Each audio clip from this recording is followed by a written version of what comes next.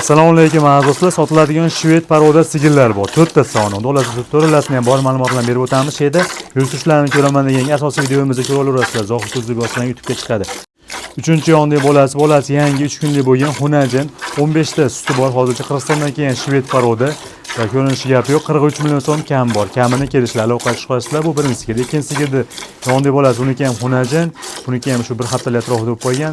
Buni ham 15 litr sut. Buni bo'yi bundan ko'ra uzunligi uzunroq.